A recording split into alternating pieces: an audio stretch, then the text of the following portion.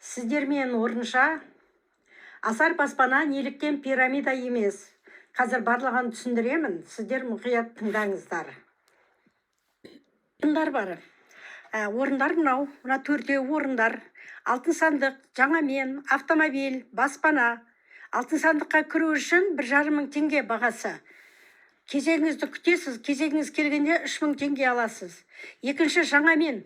Жаңаменге кіру бағасы 15 мың теңге. Бұл жерде де кезегіңізді күтесіз, кезегіңіз келгенде 30 мың аласыз. Үшінші автомобиль. Кіру бағасы 50 мың. Кезегіңіз келгенде 150 мың теңге аласыз. Баспана. Кіру бағасы 150 мың теңге. Кезегіңіз келгенде 200 мың аласыз. Және бал жүйесі бар. Енді қараңыз. Екіншіден, Асар баспанада кәсіпорындар бар. Бірінші тігін цехы бар. Осы Асар баспананың өзінің жеке тігін цехы бар. Онда төсек жабдықтары тігіледі. Төсек жабдықтары өте жоғарғы сапада. Екінші интернет дүкен бар. Интернет ол Google'дағы интернет емес, именно Асар баспананың интернет дүкені. Әр адамның кабинетінде интернет дүкен тұр. Кабинетінде интернет дүкен тұр. Бал системасынан ақшамыз шыққанда осы интернеттен қараймыз, қай зат ұнайды, соны аламыз. Үшіншіден, өнер мектебі бар. Өздеріңіз білесіздер, қаншама халықтың ақшасы жоқ, балдарын өнерге баулайын десе, қарызы көп, кредиті көп. Енді мына өнер мектебінде қаншама асарлықтар балаларын, немерелерін, тіпті пенсионер кісілердің өздері де өнер мектебінде үйреніп жатыр. Домбыраға үйреніп жатыр, скрипкаға, пианиноға ән салып жатыр, би билеп жатыр. Және бұл өнер мектебінен ансамбль ашылған осы кісілерден. Сол ансамбль қарттар үйіне барып қайырымдылық концерттерін беріп жатыр. Сауықтыру бар. Сауықтыру деген, мысалы, Сарыағашты өмірі көрмеген адамдар, барайын десе қаражат жоқ адамдар, осы Асардың арқасында Сарыағашқа барып демалып қайтып жатыр. Бесіншіден, қажылық түсіне кірмеген, баратын ақшасы жоқ адамдар, осы Асар баспананың арқасында қажылыққа барып келіп жатыр. Асар баспананың автосалон магазині бар. Алматыда Райымбек көшесінде болған.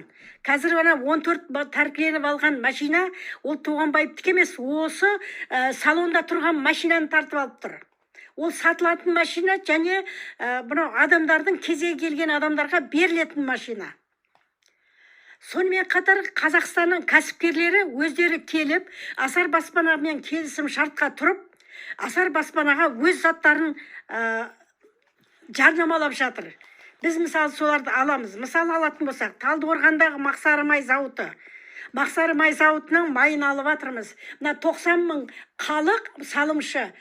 Осы Мақсары майдың сатып алушысы. Сол сияқты домбыра шығаратындар, қазақша шығаратындар. Осыдан біз домбыра алып жатырмыз. Сатып алғанда балдың жүйесіне алып жатырмыз. Көрдіңіз ба? Осы сияқты өте көп жаңағы кәсіпкерлер. Кәсіпкерлердің заттарын біз алып жатырмыз. Көрпеше, құрақ көрпеше, неше түрлі сондай заттар. Тамақтар, бал алып жатырмыз, бал шығаратындардан бал алып жатырмыз, күріш егетіндерден күріш алып жатырмыз, ет шығаратындардан ет алып жатырмыз. Енді сансыз товар. Енді мынаның барлығы қазір уже іске асып, жасалынып қойған дүниелер, мынаның барлығы. Енді жақын арада мынау макарон цехы ашылу керек еді. Егер де мына қазір тексеру жүріп бізді жауып тастамағанда, уже макарон цехы ашылуға дайын тұрған. Оған жұмысшылар қанша адамды жұмыспен қамтамасыз етейін деп тұрған. Асар такси ашылайын деп жатыр. Өйткені біздің Яндекс пен Индрайвер таксиның кеткен ақшаның бәрі шетелге кетеді. Ал енді мына Асар такси ашылса, ақша өзімізде айналар еді. Сонымен қатар ауыл бағдарламасы жоспарланып жатыр. Көрдіңіз ба? Қанша дүние жасап жатыр Асар баспана. Асар баспананы пирамида дегендер, қараңыздар, қанша дүние жасалынып жатыр. Енді бал жүйесіне келейік. Бал жүйесінде сіз ақшаңызды көбейткіңіз келсе, осыған ақшаңызды салып қоясыз. Елдің барлығы мысал ретінде келтірейін. 100 мың теңгеңіз бар еді дейік. Сіз соны көбейтіп алғыңыз келіп тұр. Асар баспананың өзінің шарты бар. Сіз 100 мың теңге салу үшін осы 100 мыңның 10%-ны асар баспананың табарын және орындарды алуыңыз керек шарты. 100 мың теңгенің 10%-ы қанша? Міне 10 мың теңге. Енді осы сонда сіз 100 мың теңгені асарға салсаңыз және 10 мыңды тауар алсаңыз, сіздің қалтаңыздан 110 мың ақша шықты. Енді 10 мыңға қандай тауар аламыз? Міне 10 мыңды екіге бөлесіз, 5 мың 5 мыңнан. Міне бірінші 5 мыңға мына орындарды аласыз. Біз бұл жерде адам шақырмаймыз. Пирамида емес дейтініміз, бізге төленетін ақша адамдардан келмейді. Біздің өзіміздің салған салымшылардың, пайщиктердің пайдасынан келеді. Мынау сатылған кәсіпорыннан сатылған заттардың ақшасынан келеді бізге ақша. Мына 5 мың, мына 10% 5 мың алдық па, осы 5 мыңға біз мына орындарды аламыз.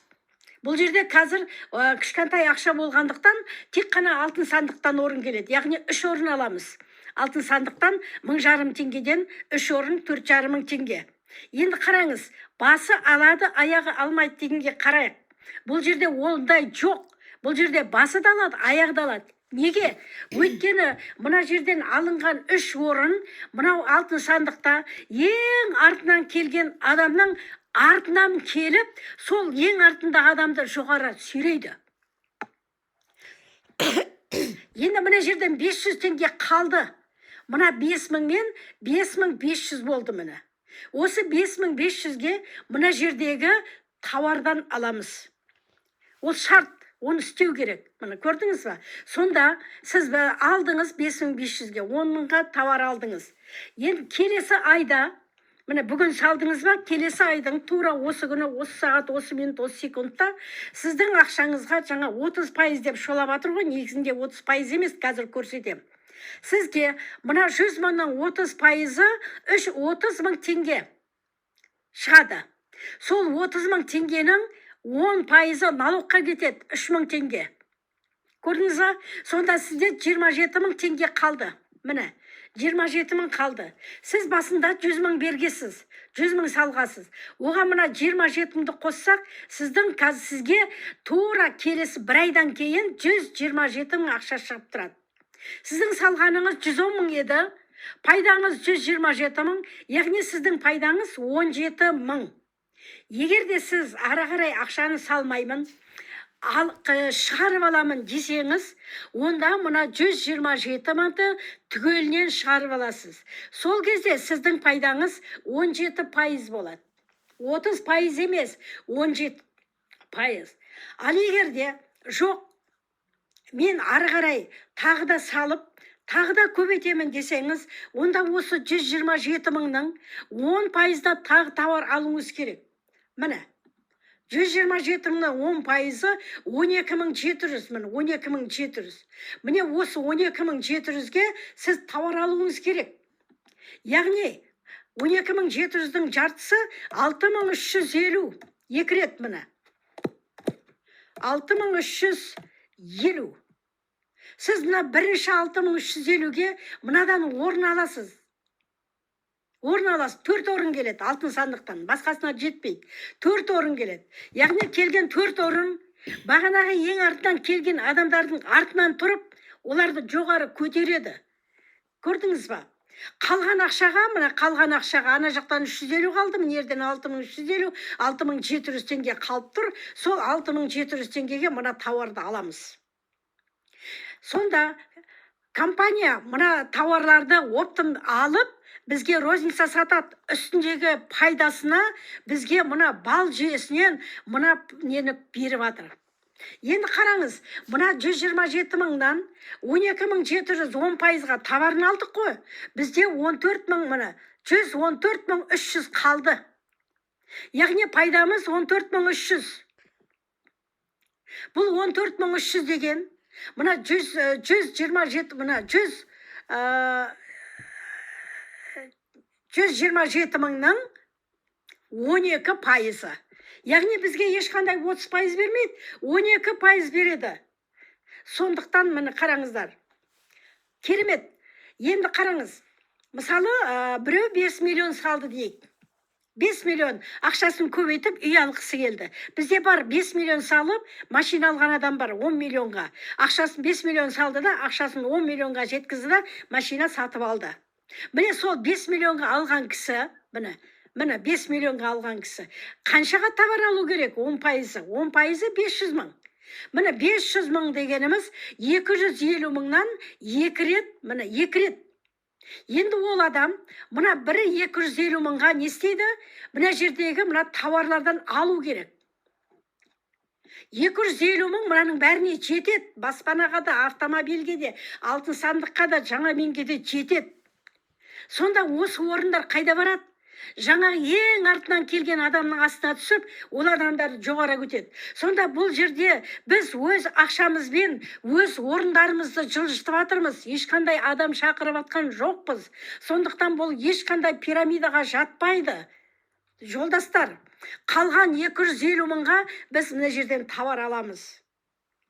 Керемет ойластырылған бизнес. Тыңдағандарыңызға рахмет. Бұл ешқандай да пирамида емес.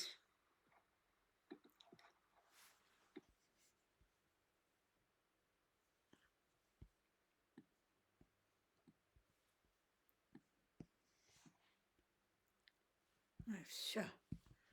Ойбай.